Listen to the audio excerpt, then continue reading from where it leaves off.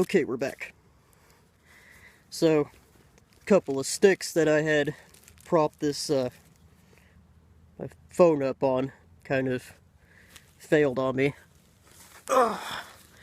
Sure Max will be proud of that. Let me get in here, get in a better position for better lighting. Take the head off. No, I better leave the head on. That's better. I can see better. So, body. Some people are used to smoking very, very heavy-bodied, full-flavored tobacco blends, such that, you know, when they go to try other lighter blends, they can't distinguish the various nuances of that tobacco. And same thing with the lighter tobaccos. When they go to smoke a heavier blend with much more to it, it's hard to distinguish because, you know, they're getting hit with a lot of things at once. And I'm not just talking about reviewers, I'm talking about people who are trying to figure this out for themselves as well. I know for a fact, personally, that if I stick with too many heavy tobaccos, like heavy Dark Friar Kentuckys and heavy Englishes for too long, it becomes harder to get the various flavor profiles and nuances out of lighter blends, such as this one. This is Scudo.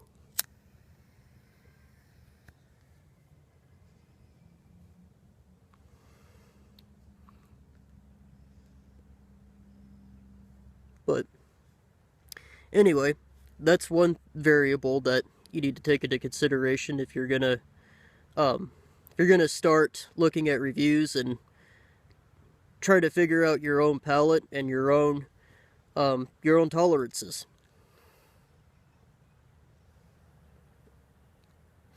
And everybody likes certain things, you know. Some people really, really like light Virginias, and some people really like ultra heavy English blends.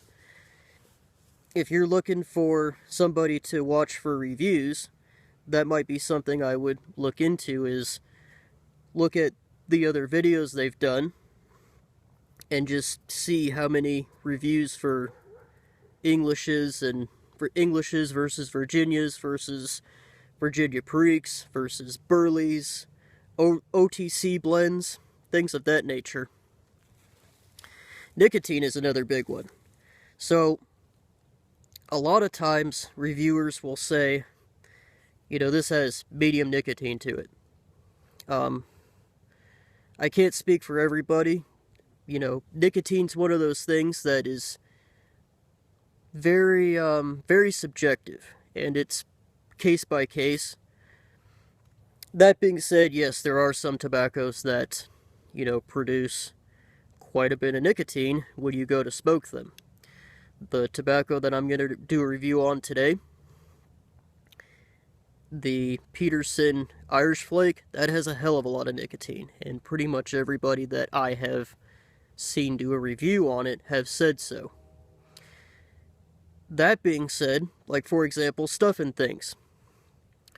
Stuffin' Things says that it has a lot of nicotine to it, but he has such a high nicotine tolerance that, if I remember correctly, he says that it's his favorite Burley blend.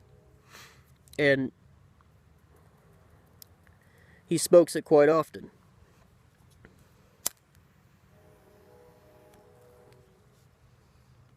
And I'll talk more about this when I post the review for Peterson's Irish Flake, but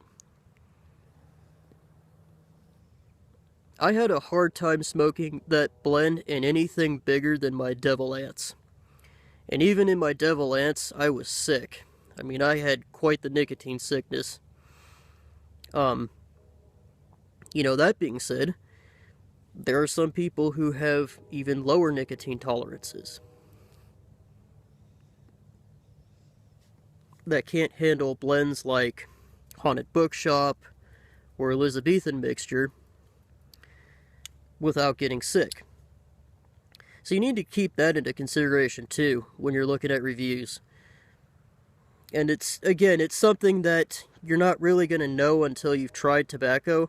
A lot of people come into this hobby coming from cigarettes and or coming from cigars like I did. So they have a pretty good idea on what their own nicotine tolerances are, but you know, not everybody is like that. And the other thing too is your nicotine tolerances may change after a while. You may find that you actually get more and more accustomed to higher levels of nicotine, so some blends don't affect you as much. I know that's happened to me a little bit. I used to not be able to smoke Elizabethan mixture more than once a day, but now I can as long as I have something to eat. It's just something to keep in mind when you watch reviews, because,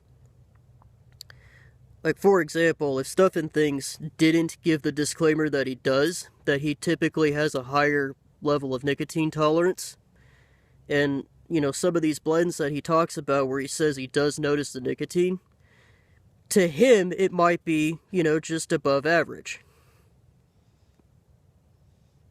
To somebody like you or me who does have a pretty middle ground tolerance, or lower, for nicotine, not so much.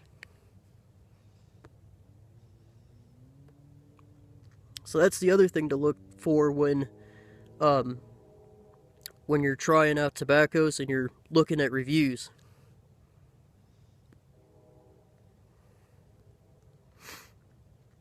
Additionally, tongue bite is another thing that everybody has different tolerances of.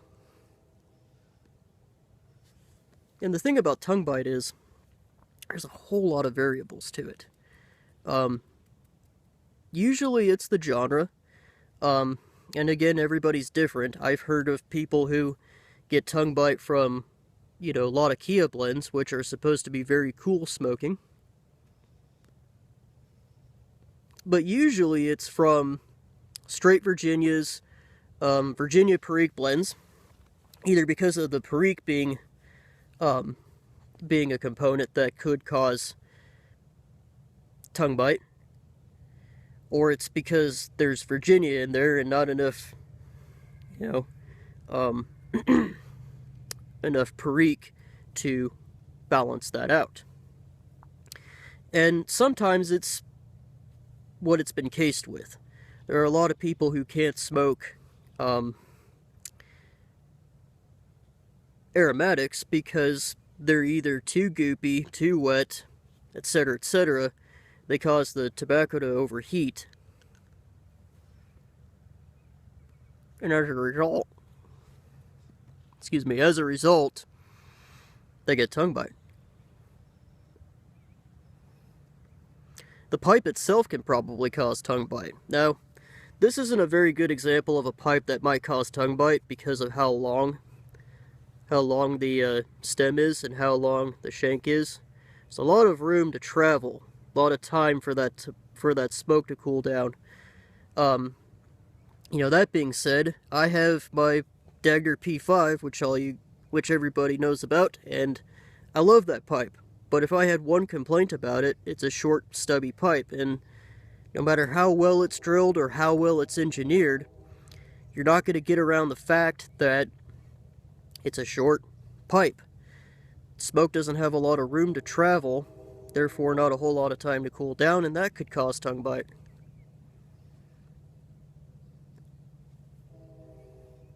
Bad smoking mechanics can cause tongue bite.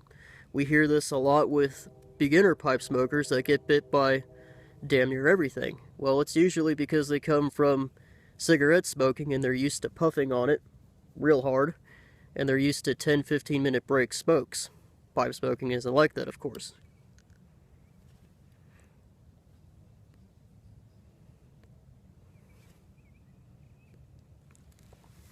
That being said, when you're looking at reviews, somebody like me says that it bites, I would take that with a grain of salt. Maybe that tobacco does bite. but I'm very sensitive to tongue bite, especially when it comes to Virginia and Virginia Creek blends. So it might bite, but more than likely it probably won't, especially if you're very, resilient to tongue bite. So, if that's something that concerns you, maybe approach the tobacco with caution, but again, if you don't have a high tendency to, or a higher tendency to get tongue bite, you probably don't have a lot to worry about.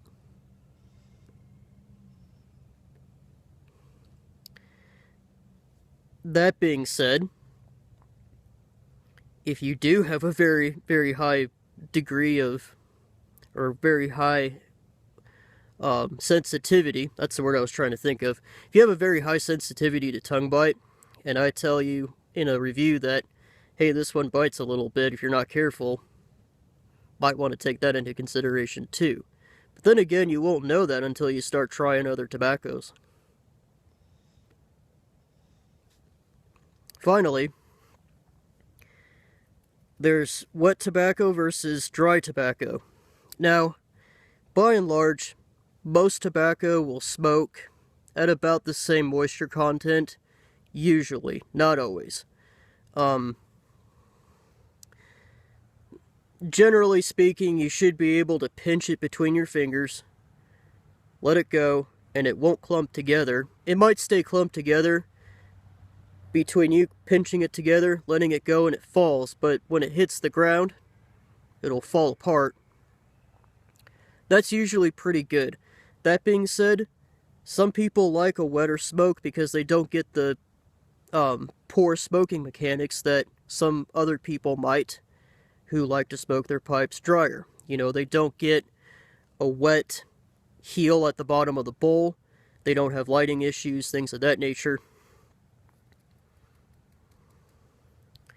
That being said, some people, like myself, like drier tobaccos. So,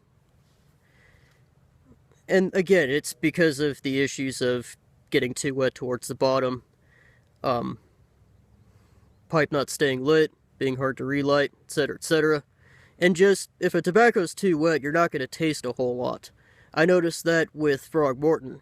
Frog Morton I had to really dry out in order to get the most out of.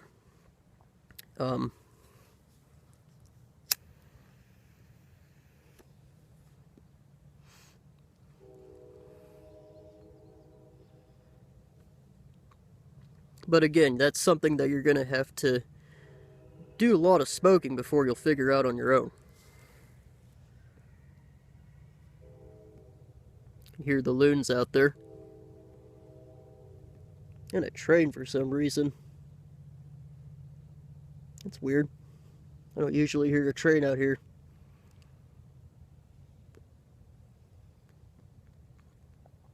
Oh, wet smoking. So, it's another thing to take into consideration when you're looking at reviews.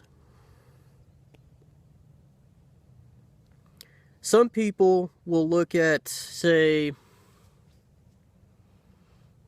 what's a good one to...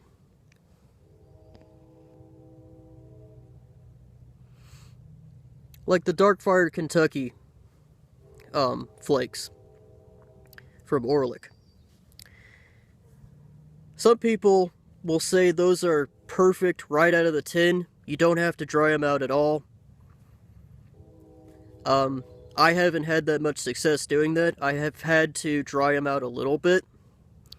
Sometimes I can get them to, stay lit. But usually I gotta let them dry out a little bit. I can smoke that tobacco wet, and I'll get more of the topping than I will the actual component tobacco, but I generally have to let it dry out for at least a few minutes before I can smoke it again. Oh, I remember what example I was gonna use. Stuffin' Things was talking about Cornell and Deal's Bayou Morning, and how he felt that it was perfect right out of the tin. Now, sometimes there can be variations in the way a manufacturer puts their tobacco in the tins. in terms of moisture content. With that particular tobacco, I had to let mine dry out for about 5 minutes before I was comfortable putting it in my pipe. In fact, I noticed that if I smoked it too wet, it gave me tongue bite because of the perique in it. It's not super spicy, but it is spicy enough to where if I do get tongue bite from it, I won't really notice it until it's too late. But I didn't know that until I, smoked it.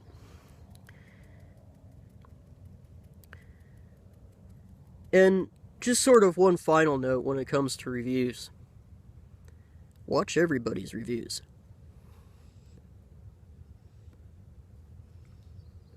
Not only because it's a good idea and you can get a general idea and find just the right reviewer for you that seems to have the same experiences that you do and the same palate that you do. They can taste the same things that you're tasting in a tobacco. But just generally to help out the WPC. We're a small community. And we love it when people watch our videos. But anyway, this has gone on long enough. This is probably going to be the longest video I've ever done. Or close to it.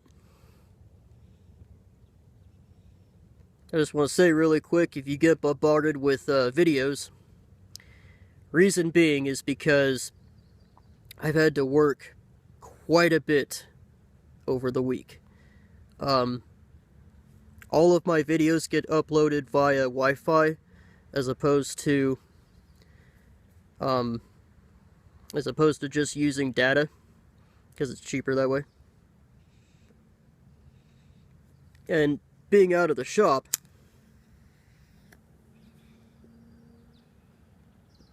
and I have to take my phone with me. Of course, I can't upload videos. That's why my surprise Yabo video was from Monday, and it just now got uploaded, this being a Sunday, so.